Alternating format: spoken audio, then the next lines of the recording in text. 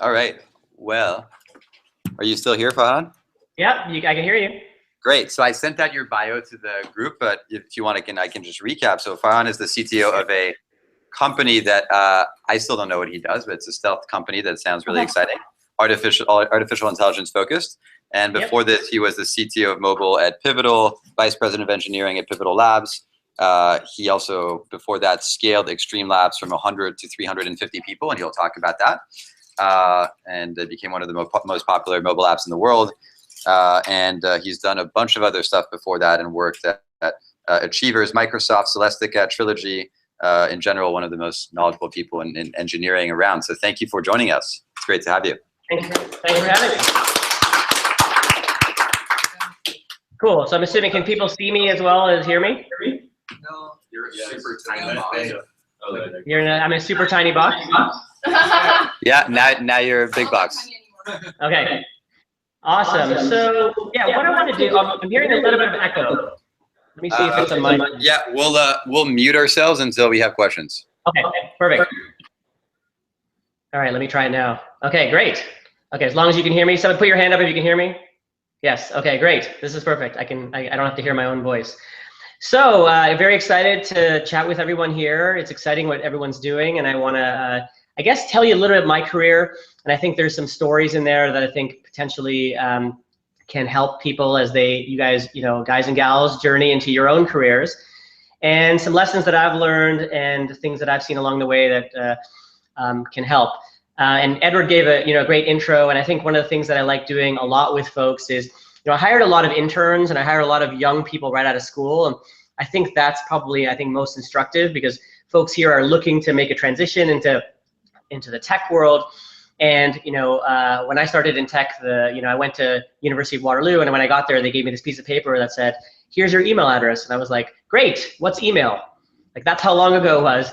And today, everybody knows about tech and mobile and social networking, and it's amazing. But I think that there's some things you can learn along the way, especially in your first jobs. So I want to start off with, I guess, a disclaimer. So has anybody here read The Black Swan? One person, two people. Awesome, yeah, a few people, Edward. So one chart I liked in The Black Swan was this idea of the things that you know in the past may or may not help you in the future. And so I want to start my talk off with this disclaimer that, in The Black Swan, they had this great chart of a turkey and talked about how the turkey had two axes, the x-axis, which was days, and the y-axis, which was happiness. And every day, the owner would come and give the turkey some food, and the turkey would get happier. And the next day, the owner would give the turkey some food, and the turkey would get happier. And you kind of see this graph going up and to the right, where the turkey's getting happier over time. And then what do you think happens at Thanksgiving?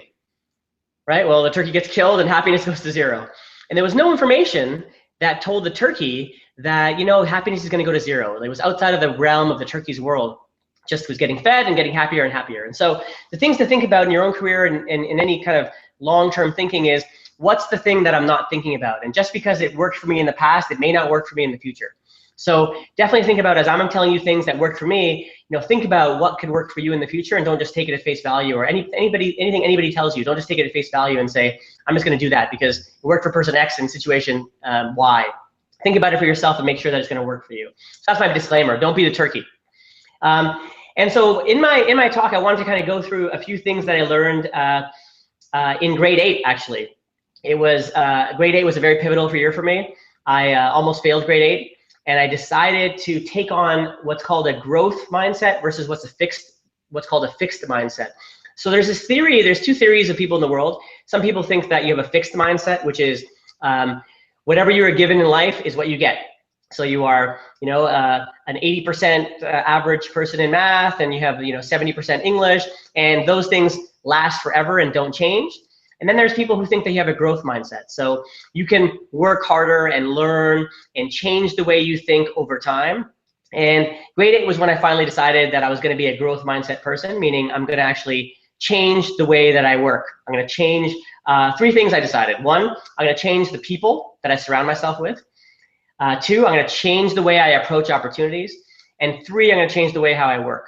And I think that was a year where I really turned on the gas. And it's funny, I almost failed grade 8, but then I really did well in school after grade 8 to the surprise of everybody, including my parents, just by approaching these things differently.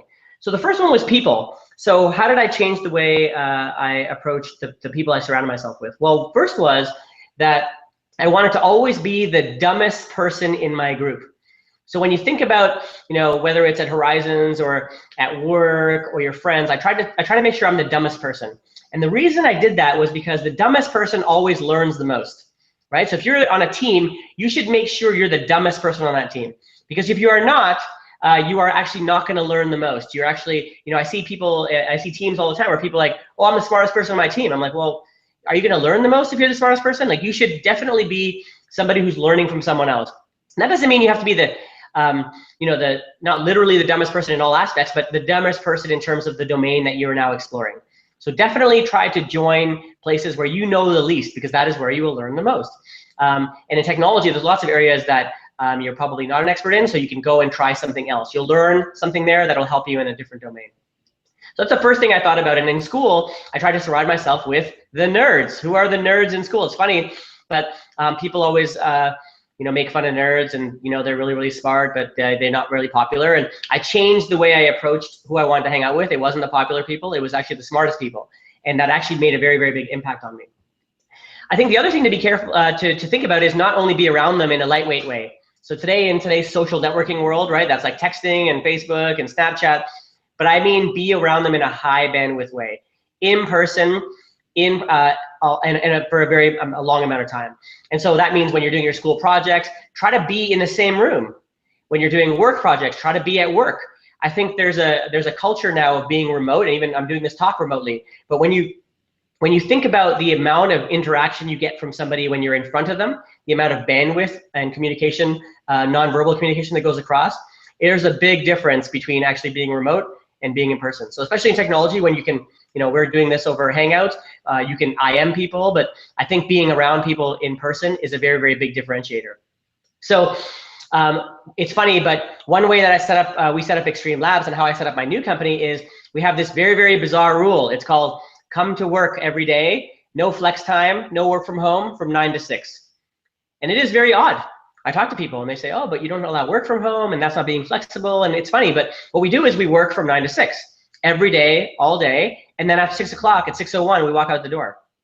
And what's amazing about it is you try to intensify everything that goes on at work, try to get every single thing done. And then when you leave, you actually have a real break. You don't work after 6 o'clock. And it's got this weird mantra of intensity while you're here, not working at all when you leave. And the idea is to be, I have this saying that I stole from Nassim Taleb, which is walk or sprint, never jog. So be working really, really hard or not working at all. And there's advantages to both sides of that. Working really, really hard at work allows you to get a lot done, right? Allows you to prioritize what has to get done. It forces you to, at 6:01, if you walk out the door and something did not get done, it's by definition was not important enough to get done that day. So there's all these advantages. The secondary advantages of when you're not working. The best ideas. Did anybody ever have a great idea in the shower or in the bathroom? Yeah, you can see a few hands, right? It happens because you're actually subconsciously still thinking about those problems, right? I used to play a lot of chess. Some of my, best moves came when I was in the shower because I was actually thinking about, not really thinking about chess, but the background of my brain was still working on those problems. And so the same thing happens at work or in school. If you take real breaks, meaning not half-assed, not still being at home and kind of working, taking a real break from work, those best creative ideas will come out when that is happening. So you have the double effect of being intense and then not being intense. And then I talked about doing it in a high bandwidth way. So when you're with people that are really, really smart, you go away, your mind is still working on these problems, the thoughts, the ideas you guys are thinking about, you come back together and you can reconvene. So I think being around very, very smart people in a high bandwidth way is very, very important. There's, this idea of intensity is also very, very important. And when people like to talk to people about it, they say, well, you're not being flexible, you're not allowing people to work the way they want to work. And it's funny that, Dan Ariely did this experiment. Has anybody read Predictably Irrational or The Upside of Rationality? Anybody heard of Dan Ariely? Yeah, one hand. So I did this great experiment where he goes to, he's teaching a class, and he goes, you know what, I'm going to do an experiment on my class. I had the same set of students, same time frame. It's just a morning class, afternoon class. He had the morning class, normal class, every Friday the assignment was due. And then on the afternoon class, he said, you know what, instead of structuring my class, instead of telling people what to do and having a structure around it, why don't I just say, you know what, you can hand in the assignments at any time. So there's 10 assignments in the class. You can hand them in whenever you want. You can hand them in every week. You can hand them in at the end. You can hand them, right before the final exam, whatever you want to do. I'm going to give you ultimate flexibility. For the class A, it's going to be structured. Class every week. You're going to have your assignments due every week, and then the final exam. And then he looked at the results. Okay, and you can probably guess. What do you think happened to the class that had the structured assignments versus the class that didn't? Well, the class that had the structured assignments, they did better, right? And they probably did better because it was more structured, and they had the lesson. They did the assignment. But the interesting thing was not only that they did better. So then you look at the final exam scores. Class A also did better, right? They did, the ones who studied kind of throughout the term versus the ones that kind of handed in all at the end. The more interesting thing was the happiness level.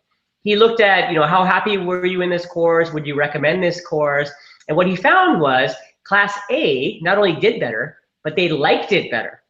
So the counterintuitive thing that happened was he noticed that people actually liked a little bit of structure. So I think the misnomer today is that, you go and you work at Google or Microsoft, or these big companies. They're great companies. A lot of them were my clients in the past. It's just that when you give people a little too much flexibility, do things whenever you want, and you don't give them a bit of a framework, they actually may not only be suboptimal in what they produce, they may actually like it less. So I think that is the thing that I learned, and why when I started my new company, I started thinking about, well, if we work in a way that's intense, and we work from 9 to 6, we also do pair programming, which you may or may not do at Horizons. It's offering folks a little bit less flexibility, maybe a lot less flexibility, right? Because it's 9 to 6 in the office, no work from home, no remote work, and also no flex time. But we found that people not only got more done in higher quality, but they actually liked it better. So we had very, very low attrition at Xtreme. And so I think, I'm hoping to have the same thing in my new company. But it is something that's counterintuitive, and something that I think as you guys move into and gals move into your new careers, to start thinking about is, what are the frameworks I want to put in place to enable myself to not only get more done and be more productive, but also be happier, right? And it could be as easy as like going to sleep at the same time every day, but having ultimate flexibility doesn't lead to ultimate happiness is my point there. So it is something to think about as you move forward. The other thing that I thought about, and I talked about pair programming just a second ago, was that find somebody in your class here or in work that will help push you. I worked at Microsoft, and I had a buddy there, and we didn't work on the same things. We weren't even in the same department. But he would message me and go, "Do you want to come into my office and work for 4 hours?" Like we would just push each other. We'd work together, but work side by side on different problems. But we drove each other to be intense. And if you can find somebody like that in your class or at work who can help you be better than you are by being another smart person that you can bounce ideas off of, that's a very, very powerful thing to go into your career with. And I had this guy Nabil who I went to high school with, and we went to Waterloo together. And so literally, because high school back then for me was 5 years. We had grade 13 in Ontario. Waterloo was also 5 years because we had work terms. So for 10 years, I worked with the same person, and he pushed me all the time. And even when we were allowed to have groups of 2, 3, or 4 people, we always just had a group of 2 because we knew exactly how each other worked. And it really, really helped me in my early career because we pushed each other a lot. And so I think if you can find that pair, whether it's pair programming, whether it's another person, I think that's very, very powerful for you. All right, so I talked about surrounding myself with really, really smart people and being the dumbest person on my team. And then I also changed things around opportunities. So how did I change things around opportunities? Well, in school, the way I changed it was I always took the hardest courses. So why did I take the hardest courses? One reason is probably punishment. I do like to work on hard things. But another reason was it reflected back on the first point is the smartest people were actually in the hardest courses. And why were the smartest people in the hardest courses? Well, in one way, they wanted to work on hard problems. But the second part was self-reinforcing. The smartest people went there. So if you wanted to surround yourself with the smartest people, I always tried to take the hardest stuff because the smartest people were in there, right? And that meant, at Waterloo taking computer graphics, which I hated, but really, really helped me because their smartest people were in those classes. And when I was studying for interviews, right, I prepped for interviews when I was leaving. It was my last school term. I would take my questions to class and I would put them on the whiteboard. And guess what? I had all the smartest guys and gals at Waterloo helping me go through all these various problems and different aspects of those problems, so that when I got to my interviews, I really knew how to answer those types of questions. And so working on the hardest stuff really, really resonated with me. some people think about in career planning to take positions that you 70% know and 30% you don't know anything about. That's one rule of thumb. I always like to, jump into the deep end and in things I don't know and picking the things that were harder. So whenever I had choices, an easy choice or a hard choice, I most likely took the hard choice, the harder path. It was also because I found that somebody said this to me once, run towards problems that people are running away from. So whether you're looking to join a company or start a company, if you can just simply run towards problems that other people are running away from, you probably have an advantage, right? You're not scared of those types of things. So I think that, when you start thinking about what your next opportunity could be, you can kind of look at through a certain lens, right? So for example, one thing that was interesting for me at Xtreme was we hired a lot of new grads. I hired a lot of interns. We had 65 interns a term, so a lot of interns. And a lot of them used to come to me for advice about how do I pick a career? How do I pick a job? I met with somebody today. She's an engineer who used to work with me, and she's like, I'm interviewing at Uber and at Facebook and at Google, and I'm trying to figure out where I should work. And so I said, well, you should look at it through the lens of the following 3 questions. One is, where can I learn the most, right? So that is, what do I know the least about? What is a domain I don't know a lot of information about? Where can I actually learn the most? 2, where are the smartest people, right? Relates to the number 1. So in your interviews, right, they're not only interviewing you, you're interviewing them. You're trying to figure out who the smartest people are, right?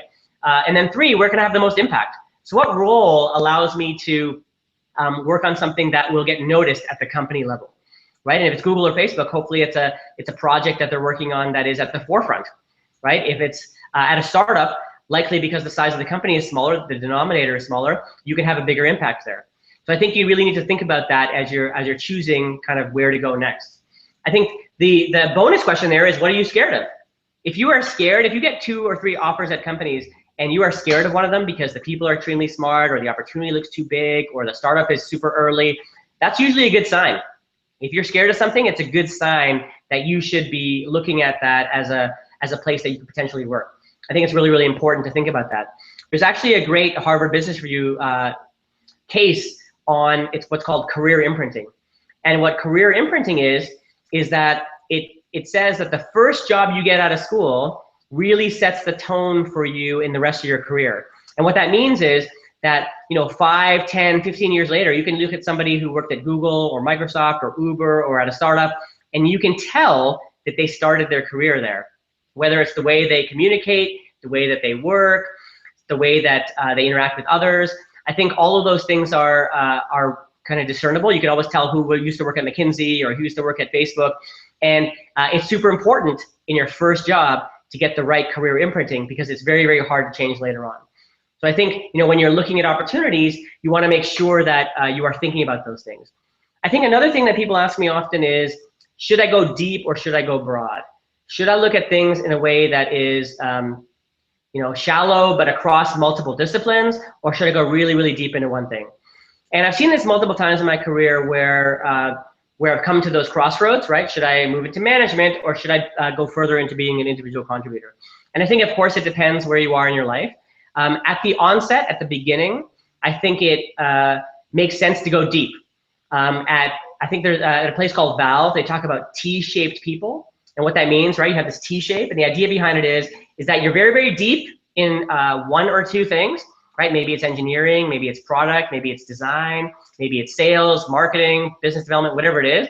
You're very, very good at one thing, but then you are broad and shallow across a number of other different things, but in a very, very lightweight way. Maybe you know a lot about engineering, you know a little bit about product, a little bit about product design, a little bit about like SEO or something else. The idea is that once you are good at one thing, people will look at that one thing and say, wow, Janet is really, really good at writing iOS apps. Let's try her on machine learning.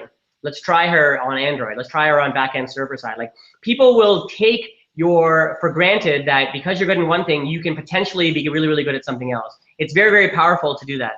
It's unfortunate that being very, very good, being a little bit good at a lot of things doesn't get you the same credibility as being really, really good at one thing and then transferring to another thing. So I think you should think about things in that way. Sorry, Edward, I knew you wanted to interject and ask some questions as I'm going. Should I keep going or do you want to stop and ask some? Yeah, I actually wanted to interrupt you, so that's perfect. Okay. In all these principles that you're talking about, can you you tell us a little bit about like your story as soon as you were done with school, taking those hardest classes, and how you went towards things that were scary and did sort of the most difficult thing in general. Sure. Yeah. So when I was at Waterloo, I actually took the hardest program they have at Waterloo, which is something called CSEEE, which is computer science with electrical engineering. So basically, all my electives, instead of taking psychology and economics and what people would call the arts courses, I took physics and electrical engineering courses. And again, the reason was because I wanted to surround myself with the smartest people. It was kind of dumb doing that because it was a lot of work. At the same time, I met like the founder of Xtreme Labs in one of my electrical engineering classes, which I would not have met if I did not take that like side part of my degree. So it was kind of like doing 2 degrees at once. And I took computer graphics, I took real-time programming because those were the hardest courses. And it did lead me into, it's funny, my first job out of school with this company called Trilogy. It was in Austin, Texas. And the reason I went there was when I went down for interviews, I wasn't thinking I was gonna work there, was that I met literally the smartest people there. Someone would see something on my resume like, oh, you're into cryptography. And then he designed a cryptographic system on the whiteboard and then asked me to break it in the interview. And so they're just very, very smart folks. And I said, I want to work with the smartest people. And so I went there. And, always in my career, kind of trying to choose things that were really, really hard. I went to a company called Celestica after, which they used to build, I think they still do, build Xboxes and PlayStations. I ran the enterprise architecture team there. I moved to Singapore to set up their offshore development team. I kind of always approach things. I'm like, someone said, have you ever done that before? I said, nope, never done that. I moved to Singapore. I hired people. Like I never thought that just because I hadn't done it before that I shouldn't be the person to do it. And from there, I went to Microsoft. I ran search. I got to work with some of Bill Gates' technical assistants while I was there. He was still at the company when I was there. And I don't think a lot of it was because I was like extremely talented or super smart. It's that I just worked harder than everybody else, right? So, people used to tell me, I was working out of Toronto and the company was Seattle, right? Microsoft's in Seattle. And I had to get a hold of somebody and, you'd email them. And so I'll give you an example of perseverance, right? I'd email them, they would reply. I'd phone them, they would reply. I would fly to Seattle, try to get a hold of somebody. I would sit and I would see them in the hallway, literally try to find out what they look like, I'd try to talk to them. They'd be like, I'm too busy. I would sit outside their office, lean on their door. And then when their door opened, I would fall into the office. And literally, like, they could not ignore me because I was so annoying that eventually I got what I wanted to get done, even though I was like some random dude in the Toronto office, but I'd get what I want to get done from the core team. So, a good example of like just going after the hardest things. I mean, another example is Amazon called me in 2005 to join their team. And I was not interested because I didn't want to move to Seattle because I'd already worked at Microsoft in Toronto. And it's funny, my girlfriend at the time, now my wife, said, oh, you have this Amazon interview, like, do you care about it? I'm like, yeah, you know what, I'm gonna study. She's like, why would you study for that interview? And I'm like, well, I want to outwork whoever else the other candidates are, and maybe it'll be a good opportunity for me. And I so studied for a month. And I worked on getting that job. And it's funny, they only gave out 2 offers in 5 years. 2 offers in 5 months for that position. It was me and another guy from Trilogy. And it's just another example of like, you work really, really hard, you can outwork anybody else. I don't think I was exceptionally, like I said, talented or smart to get that job, but I worked harder than everybody else to get that interview and got that offer. 7 hours of interviews. So I think that, I'll give you another example too, like one last one. At Xtreme Labs, when I joined, we were 10 people and we grew to 350 people. I had 300 under me when we got acquired. And that wasn't something that Amr, who was the founder, knew I could do or thought I could do, right? They didn't hire me and I didn't think to myself, I could run a team of 300. I had no idea, but we just did. You just did it. Like if you didn't think about whether you could do it or not, you just tried it. I think I'm always looking for people who are smart and potentially can do things versus the experience. So don't think you can't do anything, just go and try it. And it's funny, my best friend has this funny saying, whenever he asks me a question, if I say, I don't know, he goes, well, if you did know, what would be the answer? And it just forces you to make it get so funny. It's like, oh, how many people in Saudi Arabia? I'm like, I have no idea. He goes, well, if you did know, how many people would you guess? And you just guess. And it forces you to make a decision about something that you potentially don't know anything about. So does that answer your question? Yeah. And have you always approached things in that way in terms of your career decisions in your life? Or do you think that it's something that you've been working towards? Like, do you wish that you'd approached it even more boldly when you came out of college? Well, I think I did the right thing at Trilogy because it was a small company that really imprinted on me how to work.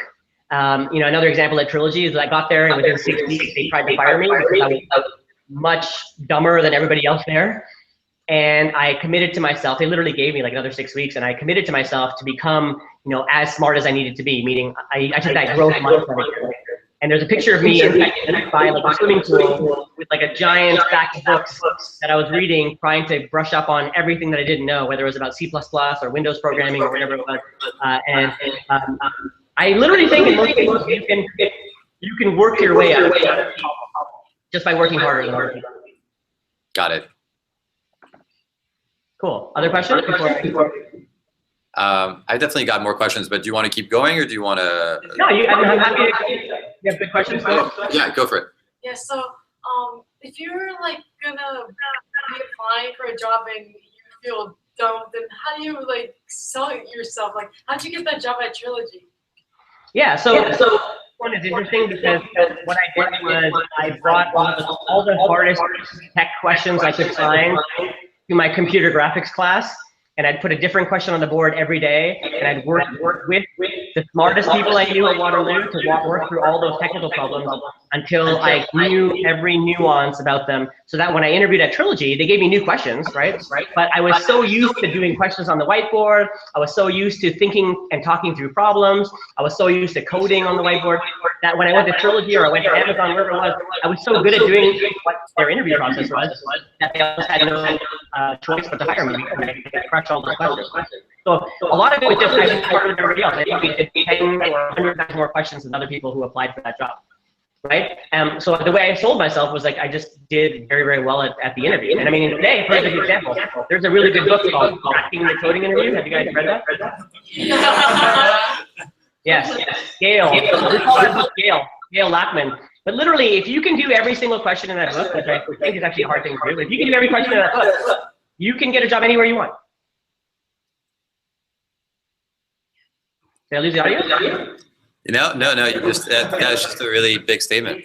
Oh, okay. Yeah, but I can tell you that right now. If you can go into the Gail Lackman book and do all those questions, do them over and over, do them on the whiteboard, you know, and actually you want to see a funny, if you want to have a funny intimidation technique for interviews, bring your own whiteboard markers. Yes.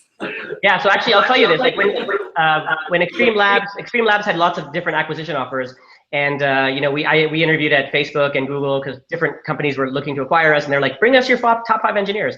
And it is pretty intimidating when they ask you a question and you pull out your own fine tip whiteboard marker to attack the question with. But anyway, that's what we did. Just do lots and lots of questions. Like there should be no reason why. I mean, I think a lot of the questions in the Gale book are hard, but if you can do most of those and you can reason and communicate and talk through why you are approaching it in one way, you're not going to get the same questions. You're going to get new questions. But if you can think through problems and talk about them, that's what companies are looking for. They're not looking for the answer. They're looking for smart people who can reason and solve problems. Did you conduct a lot of technical interviews? Yes, I've done thousands. Apart from bringing your own fine-tipped markers, what else would you recommend? So, okay, the other thing I would recommend is I have this test called propensity to action. And what it means is I always sit down in my interviews at the beginning and I start asking, I start asking people about, their careers and what they've worked on so far, what they're interested in. And then I'll say something like, hey, why don't we work through like a quick, algorithm type problem and then we'll see where it goes from there. And what I'll do is I'll start describing the problem and I'll wait to see how long it takes for somebody to stand up and start writing down things on the whiteboard, because I'm just giving them so much information. I want to see how long it takes them to go, I need to get up and start like solving or thinking. So it's like a really good test around like, are people interested? Are they jump at the problem, or are they just more passive and going to think about it? I'm more looking for people who are action oriented.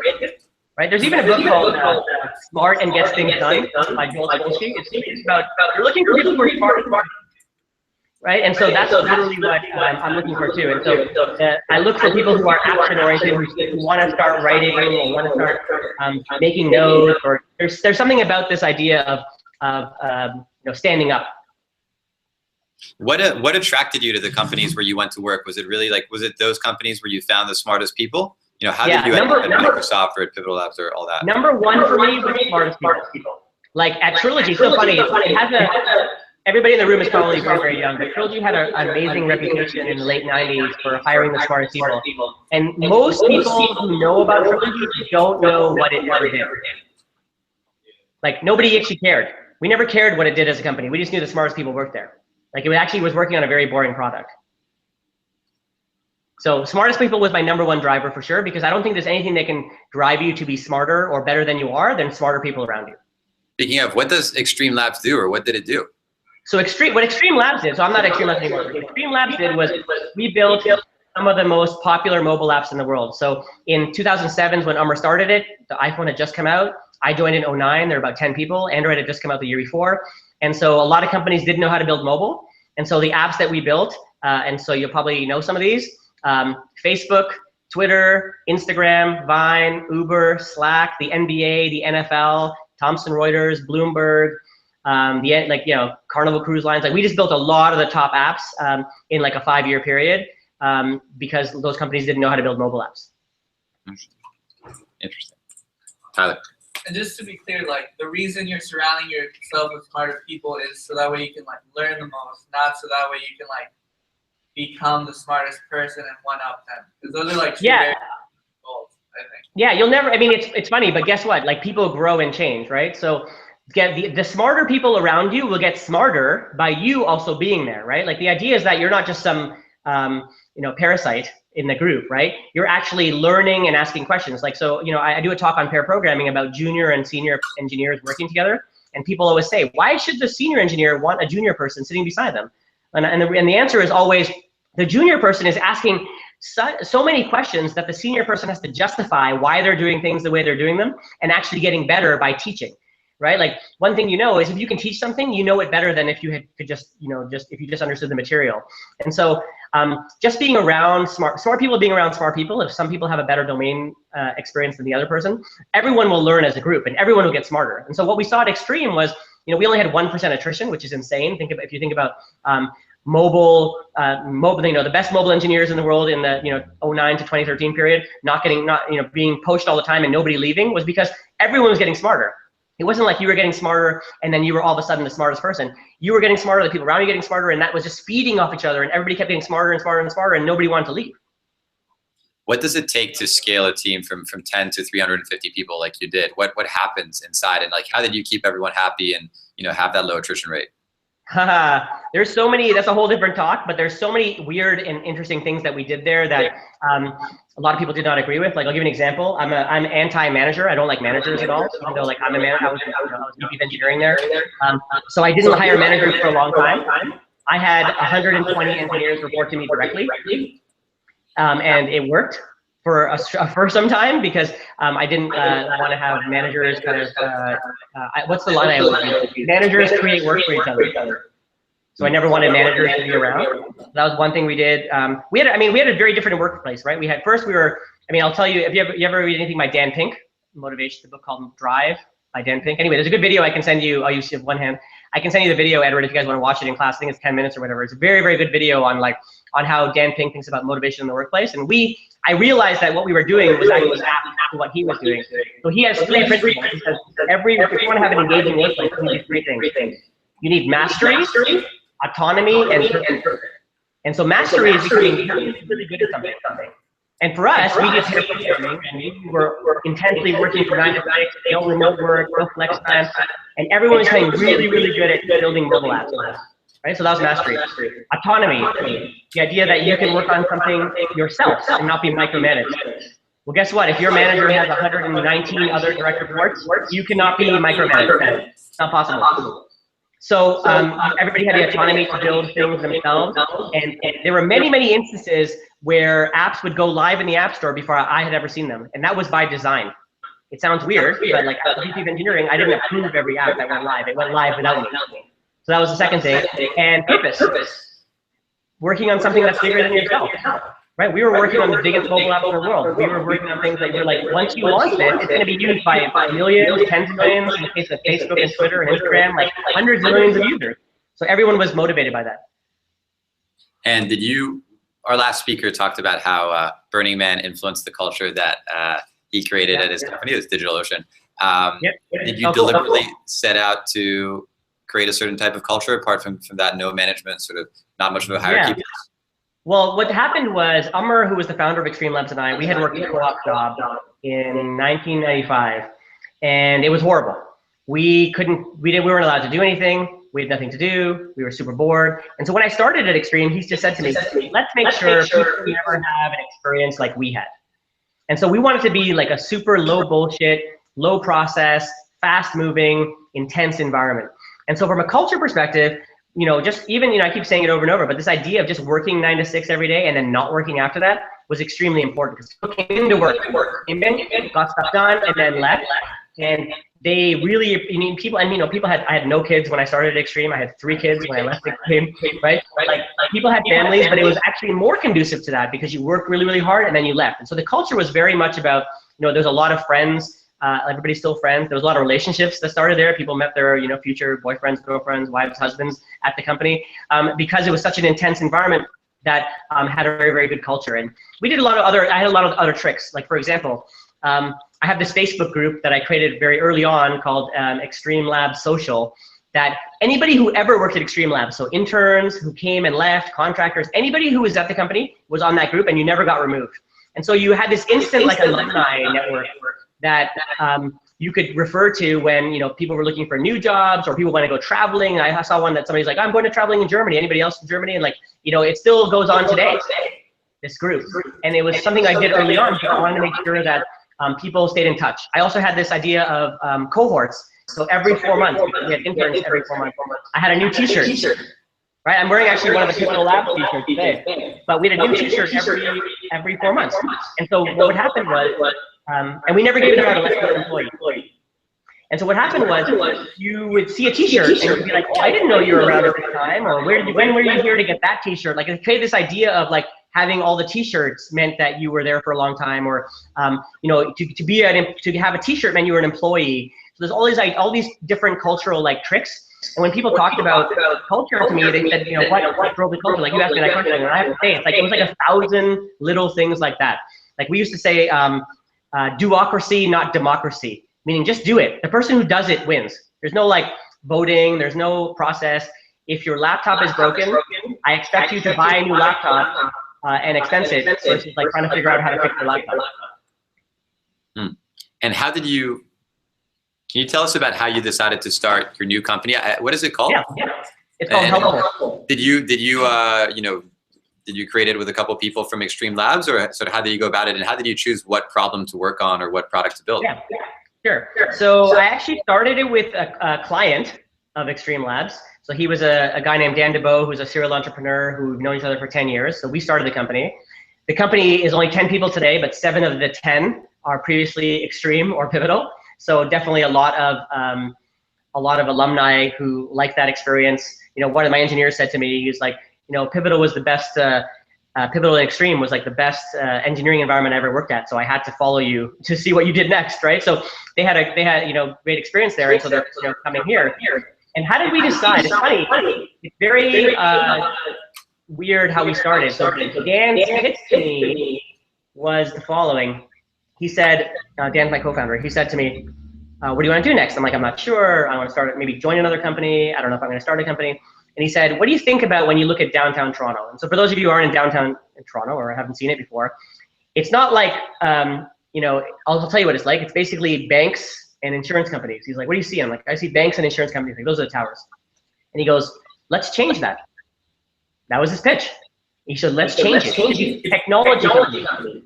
Let's build a company that it has a tower in downtown Toronto. That was his pitch. And we actually didn't have an idea. He just convinced me to quit my job. He said, quit your job and we will figure it out. And so it's a kind of an odd way to start a company, but that's what we did. So you're building a tower in downtown Toronto, or are you intelligence company? Well, yeah, when we have 1,000 employees, we build a tower in downtown Toronto. How did we come upon the problem? What we did was actually, we both quit our jobs. He was an SVP at Salesforce. I was the CTO at Pivotal. We both quit. We got an office. And guess what? We started coming to the office every day from 9 to 6, which is how we work. It was one table with us two. And we actually would talk about different problems, different things that we think should exist in the world. And we spent between 5 minutes to 1 week investigating those problems. And we said, like, I'll give you an example. What are the problems we didn't do? We said, it's really, really hard to figure out the impact of brand marketing. So for example, you put a billboard up on the street, it's hard to tell how many people saw it, what the impact of that was.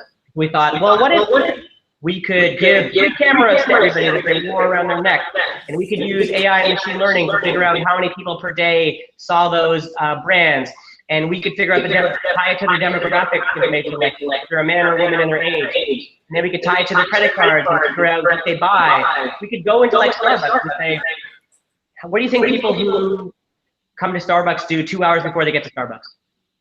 And then we would investigate those types of things and say, is there a company here? That's the kind of thing we did. How did you figure out which was the right problem to go after?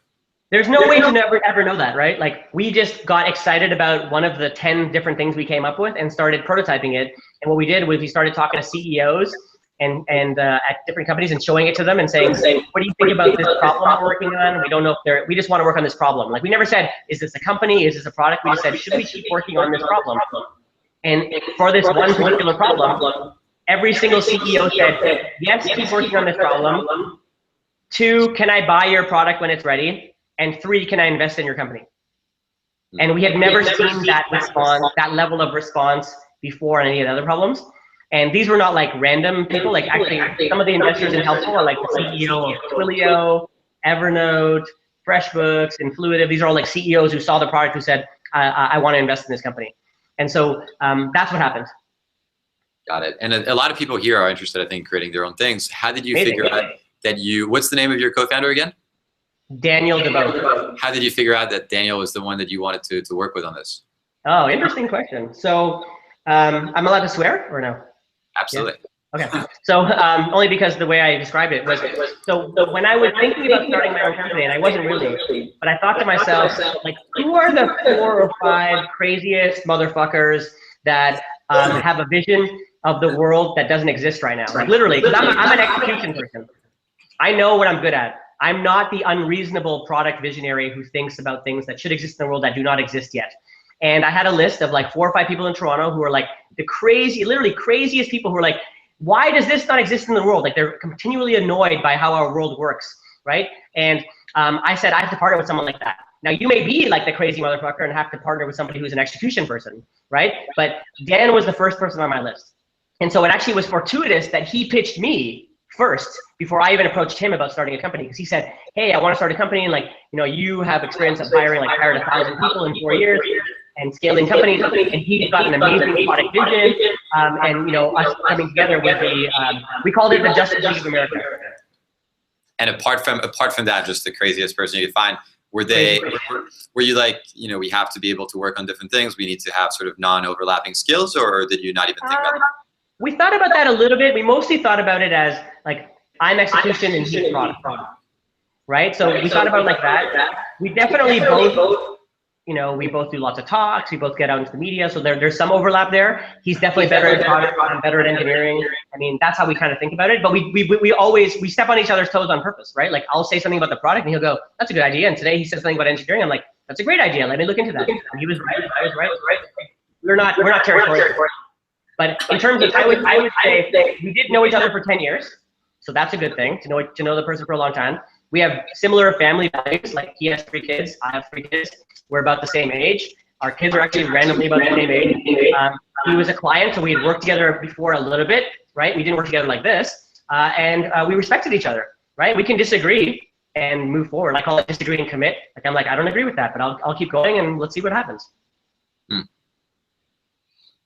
Cool. Cool. Awesome.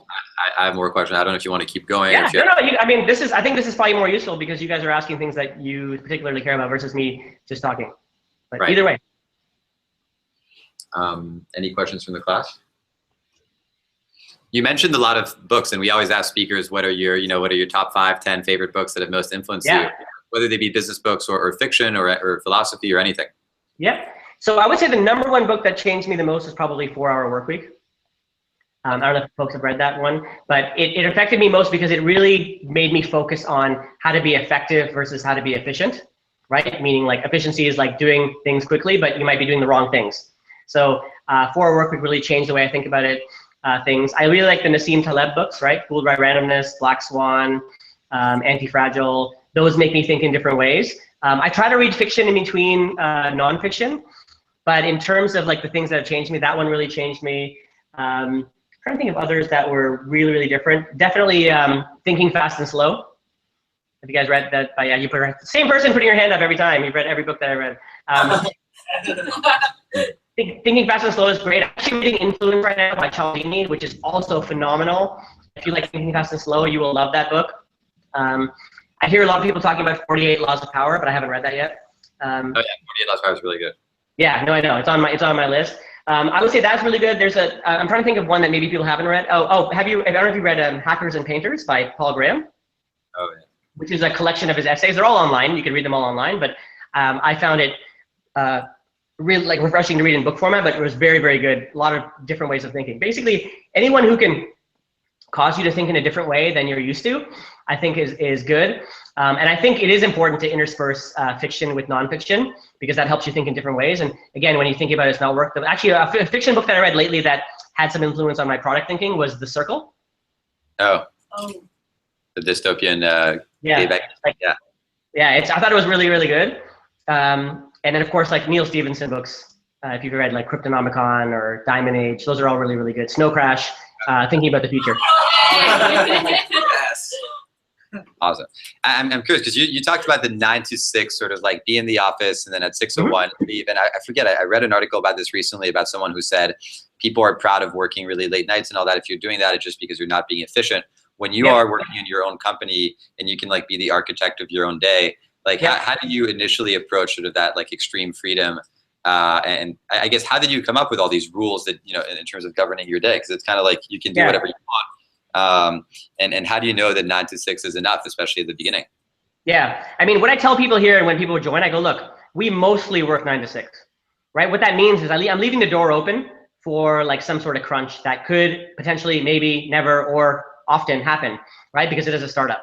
I tell people, look, we mostly work 9 to 6. And I said the same thing to Xtreme, because there were times when we didn't work 9 to 6, right? NFL preseason, getting the app out there, NBA, like there were times when we have to be working when the games were on to see if the apps were working, right? So it's totally fine. I'm just saying most of the time you work 9 to 6 and then you can plan for like, okay, you know what? Next week, we're probably gonna have to work late. Like you can plan for it, plan with your family, plan with food, those kinds of things. And when you have ultimate freedom, what I've seen is just like, I think it's best to just try something. Right? Try it. Maybe it's 9 to 6, maybe it's 9 to 4, maybe it's 4 days a week, maybe it's 7 days a week. Like who knows? I think you just have to try things. And so we just tried it. We were like, let's try 9 to 6 and see how long we can have it work for. But you know, even Dan, who's done 2 other companies before, this is his 3rd. He literally is like, I've never seen things get done as fast as they're getting done at this company. Like he's just never seen it because people are pairing, people are intense. There's like, you know, it's still fun here. We're not playing foosball and ping pong, but we're working, getting stuff done, and then at 6 o'clock we roll out. So I think it's something to try. Well, I tell people to try different things, and that's how we learned all these rules, like 9 to 6, or what other rules? Pair programming, having less process makes people move faster. Only these things when something's broken, right? They were all things that we tried, and I saw them work last time. I'm going to try them here, and if they work, great. If they don't work, you know, things that work before may not work here. We're going to try something else. I'm just a big experimenter.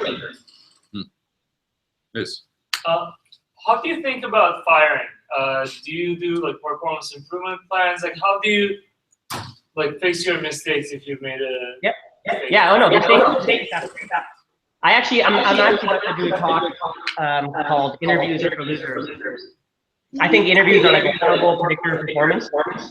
Even though I'm telling you how to like pass the interviews that most companies will give you, like learn that book. But interviews are a bad predictor of performance. So what I actually do is I typically try to make the interview as short and as like painless as possible, because the idea is that it's only like a key test, right?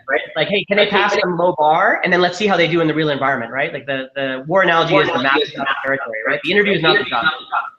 So with firing, what I did, there's a blog post I wrote, I think, called Hire Fast, Fire Faster, which is basically have a very, very low bar, wide-ranging filter, let almost everybody in, basically.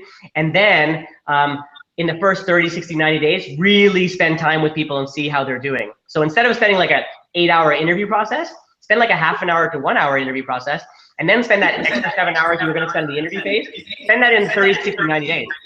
Spend an hour a week with a person and see how they're doing, getting feedback from other people. And if they're not good, in the first 90 days, let them know, give them feedback, and then let them go. And so that's what we did, right? And pair programming is super easy, right? Because I could be like, I just hired Rebecca. Rebecca, pair with Katricia. And then Rebecca pair with Katricia, and Katricia would go, wow, Rebecca's really, really good. And then I'd have Rebecca pair with Alan, and Alan would be like, Rebecca's really good. I'm like, awesome, Rebecca's a good fit. And then I would hire John, and then I would have John pair with Brian, and Brian would be like, you know what? John's not really cutting it, not really giving me feedback. He doesn't really know iOS. And I put John with Sahil, and then Sahil would tell me like, you know what? John's not really working out. I'm like, hey, John, it's not working out. Here's the feedback. Then I paired John one more time with Graham, and then Graham's like, you know, it's not working out. I'm like, John, not working here anymore.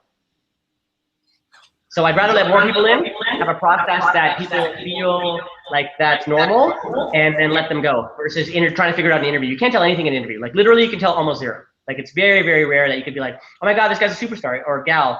Yeah, they're a superstar at coding on a whiteboard. Who cares? Interesting. That's different from the advice that you usually hear, let's say from like YC, I think, which is hire slowly and fire fast. And yeah, I agree. You know, and I guess did you build the company such that like you can bring people on, and even if they're really bad or sort of like toxic or whatever, they won't sort of destroy everything? Like, is it just a different setup that you created to be able to hire fast? Yeah, well, pair programming makes it easy, right? Because there's two people touching every line of code, and if somebody's not working out, I can guarantee you, if I even did nothing, they would tell me. Because if I put somebody beside you for 40 hours a week on the same computer, I guarantee you will tell me if they suck, because you cannot do it anymore. You literally cannot do it. Like physically, you cannot do it. And so people come to me all the time, like, this person's not working out. I'm like, really?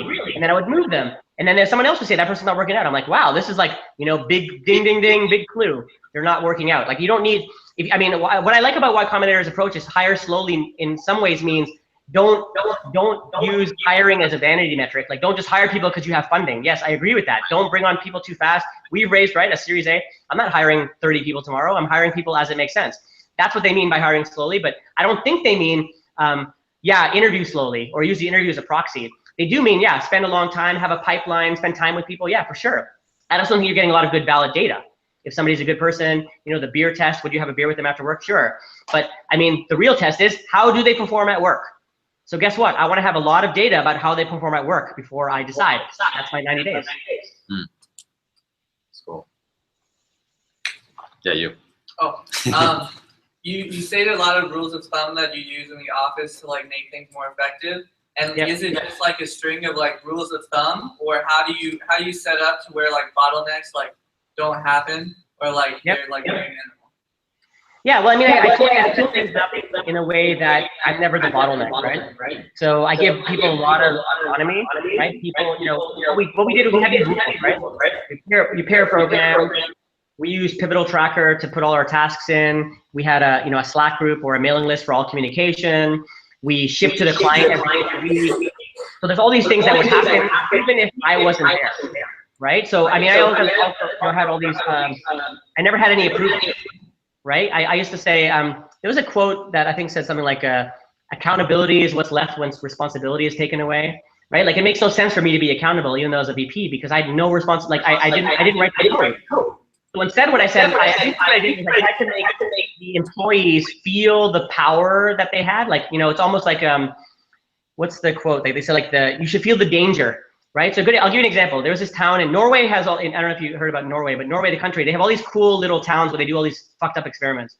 So in Norway, they have this town where they removed all the stoplights and all the stop signs, okay, for drivers. So literally they went from like one day of like stop signs and stoplights and all that kind of stuff, and they just removed them all. What do you think happened to the accident rate? Went down. Up or down? Down. Down. Why?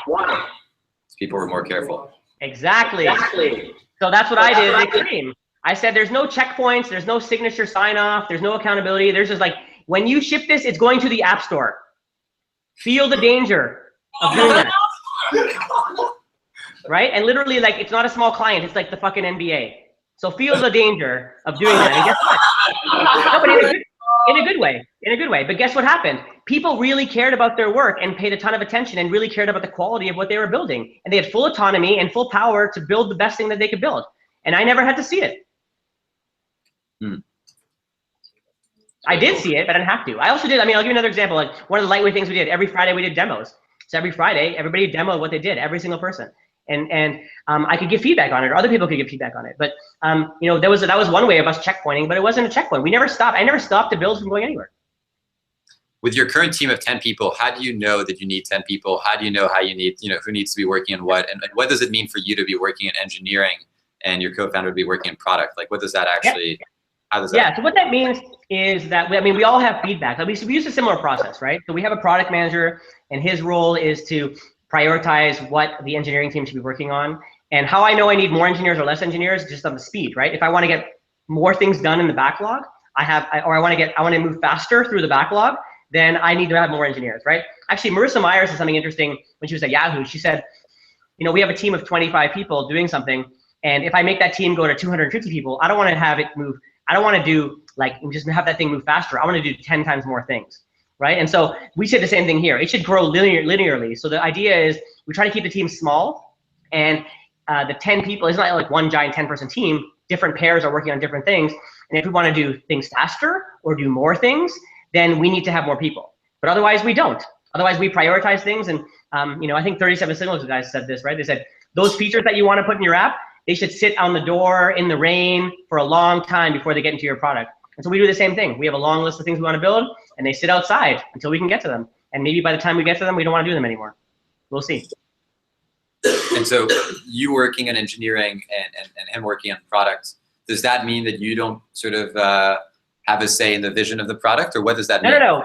We do. Yeah. It just means that like at the onset of the company, that's the way we thought about it. It's more about where the strengths are, right? Like, so Dan has a much better view of where the future of the world is going, right? I have a much more, and he has a much more unreasonable view. I have a much more reasonable view, right? And as we know, progress depends on unreasonable people, right? So he has this unreasonable view, and he'll say, I think we should build this. I'm like, I don't think that's possible. I think we could build this. And he'll push back and say, well, what about this? And what about that? And can you try? I'm like, yeah, there's probably a way we can get part of the way there. And then we try to get there. And then I can see some other step to get forward. So it's really about, I do deep dives on the technical side. I do the recruiting of the technical people and the product people. And he really focuses on talking to potential customers, investors, and figuring out whether what we are building, like, do people want what we are building? Are we solving a big enough economic pain so that people will pay us for what we are building? He spends time on that. I spend more time internally with the internal team, looking at technology. Should we build Elasticsearch? Should we, how are we going to think about building AI and machine learning into our app? Those kinds of things. And he's more focused externally. Yeah, go for it. I'm going off rules and stuff. I'm curious, since you what do you do in the morning, when you wake up, and what time do you go to bed? Any special kind of practices? What do you do to keep this kind of a mindset? Okay, that's like a Tim Ferriss question. What is your morning routine? What time to wake? Yeah, I don't think there's anything specific that I do. I have 3 kids at home, but I do try to get, I sleep at midnight. I wake up at 7. It's pretty normal. I actually do a lot of walking. I think that works for me. I don't drink coffee or caffeine. I don't know. I'm a high energy guy without that, but I do a lot of walking. I walk my kids to school or camp. I walk to work. Sometimes I'll walk for an hour to go to a meeting instead of taking an Uber. I'll just look at my Google map and be like, oh, it says an hour, and I'll put my headphones on and listen to podcasts and walk an hour to the meeting. So I do a lot of walking, and I do most of my meetings are walking too. So when people come over, I just did an offer for somebody, and we walked down the street, and we stopped while I walked through the offer letter, but otherwise we were walking around and talking. So I like to do that a lot. Yeah, I don't have much. I try to eat at the same time. There's nothing super particular, but I do work intensely. So literally from 9 to 6, even my wife, she doesn't call me too much during the day or message me too much during the day, because she knows that I'm super focused on work. I kind of have 2 switches, right? Work's on or work is off. So, if it's important, she calls me or if she messages me, but usually I'm trying to focus on just work stuff at work. And then when I leave after 6, that's when I'm focused on non-work stuff. So it's funny when people talk about flexibility and family life or balance, when I'm at home, I'm with my kids, playing with them, we're doing stuff, I'm not working, right? So I have 100% of my attention. So I think that's better than kind of working a 12-hour day and being flexible and being let me come in at 11 and leave at 4, but I'm kind of when I'm at my kids, soccer game, maybe I'm still working on my phone, that's not the right thing. The right thing is be turned off. So if I'm with my kid playing soccer, I'm playing soccer, I'm not on my phone, right? So that's kind of the way I approach it. I have 2 modes. Yeah. That applies to email too. You talked about hackers and painters, and I know Paul Graham talks about a maker schedule versus maker schedule. Do you do all your email at once and then turn off the phone when you get it home? Good point. So what I do is actually for my meetings, I only have meetings from 5 to 5:30 every day. That's it. So that's external. Like internal, we have a product meeting, whatever. I'm talking about external. So like, if somebody wants to meet with me, candidates, blah, blah, it's always from 5 to 5:30 every day. And I use that X.AI, automatic AI scheduler, and it's awesome. Literally somebody messages me and wants to meet with me. I go talk to Amy, and right now I think my thing is if you want to meet with me, it'll be October right now because I only have 1 slot a day. We had Dennis as a speaker as well. Awesome. There you go. I know Dennis too. Wicked. 5 from 5:30 p.m. That means there's only time for 1 meeting. Exactly. Half an hour meeting, external per day. Interesting. Yeah. Do you feel like you ever have like off days or that your personal life gets so like hectic that it like cuts into your concentration at work? Like how do you make sure you're like super focused like all day, every day while you're at work? How are you a machine? Yeah.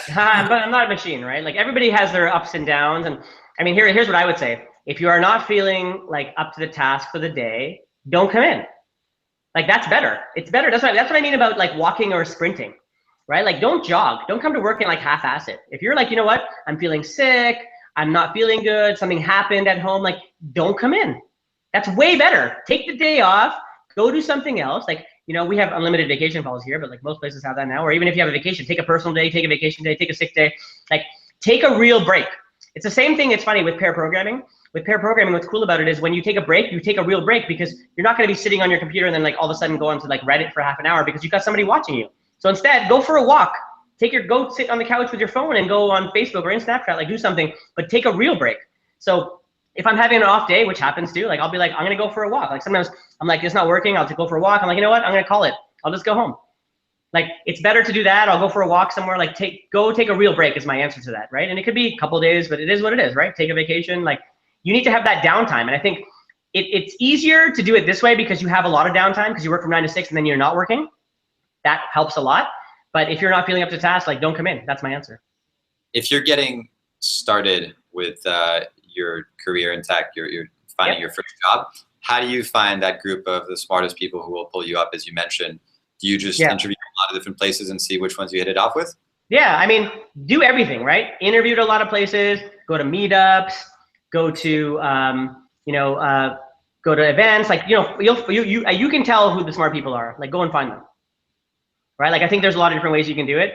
And if you want to work at a company like a Google or Facebook or Uber, there should be enough hustle in you to figure out how to make that happen, right? If somebody told me I want to work at Google and they applied to careers at google.com and they didn't get into Google and that's all they did, I would be like, you don't really want it enough, right? Like, did you stalk the recruiters? Did you go on LinkedIn? Did you can find a way, right? I know so many stories now of people who didn't work at companies who got jobs at companies by sitting in the fucking lobby, like working for the company from the lobby, like until they got a job there.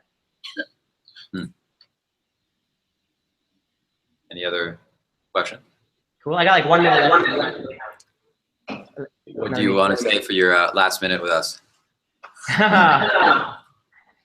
Let me see if I have some parting words of wisdom. You can pull up a quote.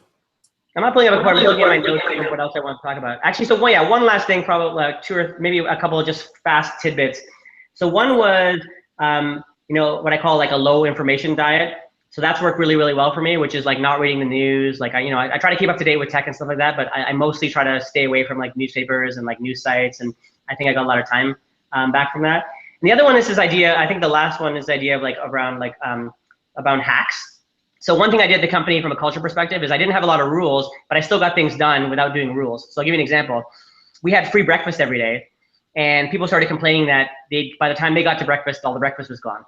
Right? And so I could be like the annoying person to send out an email and say like, please only take, 2 eggs or 3 pieces of bacon because your fellow coworkers would like to eat that. Like I could be that guy, right? Or my hack was I just gave out smaller breakfast plates, right? So there's always like a hack. Instead of a rule, you can do a hack. And so instead of having the giant plates, I gave out small plates. And guess what? If you wanted more, you had to come back. And that automatically solved the problem. Nobody felt like I was like the overlord giving them some stupid rule. And now I had smaller plates. So there's all kinds of examples of that where you can come up with a hack instead of coming up with a rule that I think makes more sense, right? So don't try to create a, when you're starting a company or creating processes, right? Like our expense policy, like literally my finance guy gave me this 3-page sheet that said, you cannot use your credit card for alcohol, for all kinds of like, drinking and like, I don't know what else on there, drugs. I don't know how you buy drugs with a credit card, but anyway, like a bunch of shit like that. And I said, instead, why don't you have a sheet that says, this is a work business card, don't be stupid, sign here. Like you don't need like 40 rules, because when you have a lot of rules, it's hard to get things done because people have to think about the rules before they do anything. So one of the things I want to leave you with is like less rules is better. And so we just didn't really think about having rules, and we just said, if somebody made a mistake, we just tell that person, right? So I didn't have a dress code, but one day I had a guy come into class, and of course with women, you could wear, you know, a sleeveless top, and it's probably normal. I can see a sleeveless top in the front here. But with a guy, it's kind of weird to have a sleeveless top. And so literally I walked up to this one guy who had a sleeveless top on, and I was like, dude, wear sleeves. That's it. I never had a dress code after that. I had to do like a presentation, right? But other companies would create a dress code after that. So don't be that company that creates a dress code. That's great. Fine, this was great. Thank you very much. No problem. Nice to meet everyone. And I guess if you have more questions, I'm on Twitter. Twitter's probably the best way because I don't really check my email that much. What's your handle? It's, yeah, you can send it out, but it's All right. Thawar. I'll send it to you. All right. Thank you. Take it easy. Bye. Bye, everyone.